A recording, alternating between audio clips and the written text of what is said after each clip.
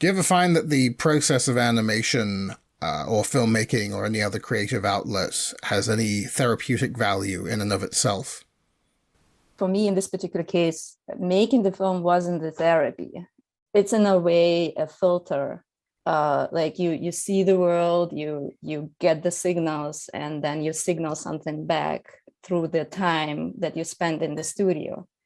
And I think also because it takes such a long time, especially if you're working with, I don't know, I work under the camera a lot, and sometimes it takes more than a year. And I just, for me, it was valuable to think about what I am actually spending my time on. There was so much time that I spend on that. I wanted to make this process more enjoyable, and that was actually the goal, the little goal that I put in front of me to achieve with this film. So yeah, maybe in a way it was therapeutic in this sense, but it wasn't like, oh, I feel so miserable and now like I'm making this film and I feel better. It was a little bit different. It's funny because the first book I wrote was back in 2007. And back then it was not therapeutic because for me, when I was in depression, I was not able to draw because it was related to work for me. And I was not even interested in holding a pen.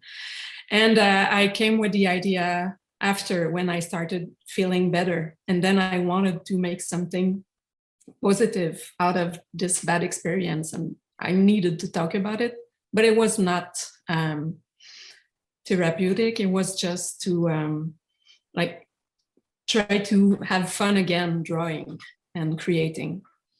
But then the other books that I made was more, and the process was different because the first book did have a good, people reacted well about it. People enjoyed it. So I became aware that people would relate to my really intimate story.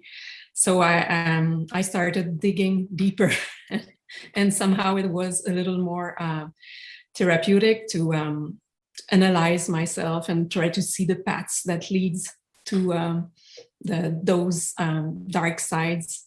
And that's what I decided to explore. I think now my answer might differ from what my answer was back then.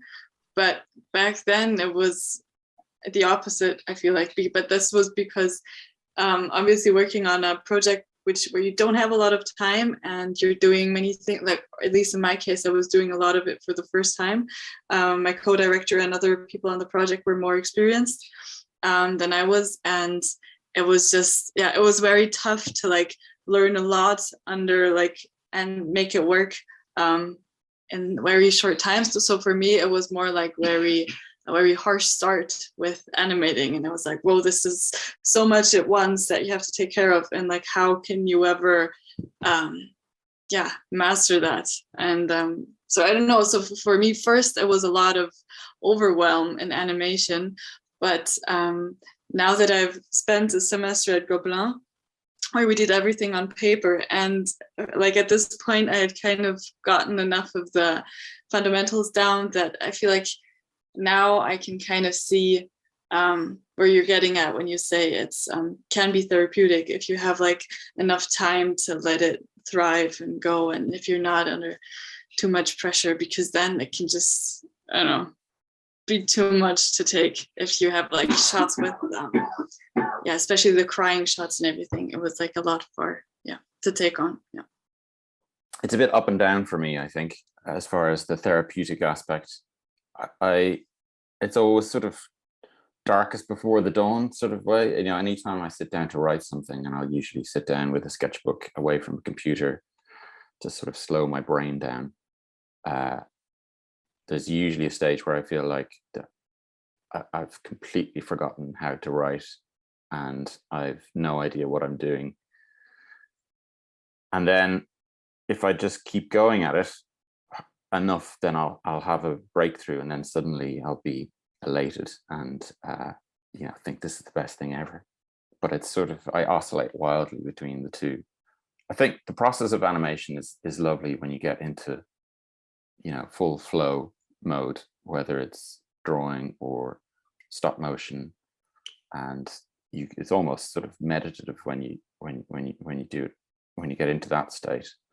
And that's really lovely, because it's almost my favorite thing about animation is the next day when you sort of press play on what you've done, and it's like coming down to presents on Christmas morning a little bit. It's this sort of sheer joy of, oh yeah, I did that yesterday, or we did that yesterday, or sometimes they did that yesterday if you're directing.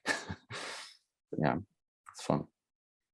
Yeah, for me, it's the one thing that my brain can sort of do. I have ADHD, and I have trouble like focusing as the people with that condition do. But yeah, it's like that's like the one thing that I'm able to concentrate on, if that makes sense. And yeah, I often do find it a bit therapeutic, especially the like the nitty-gritty animation itself, the part where you're just drawing without like thinking too hard about like the without thinking too hard about like the actual meaning, maybe. like yeah, if that makes sense. Like you already have, like what you need to do, you just need to do the work, and that part I do find quite therapeutic.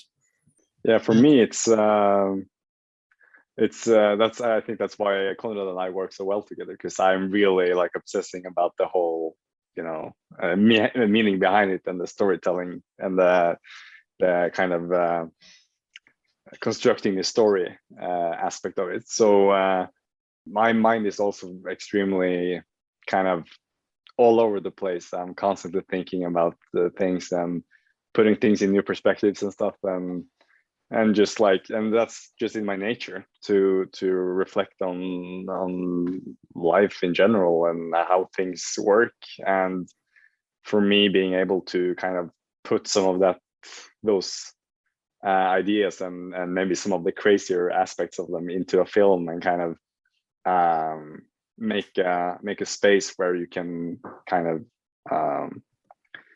where you can explore these ideas in with these boundaries, kind of makes it very therapeutic for me, because like if I don't have any projects like that to work on, I go kind of mad. So for me, it's actually very relevant.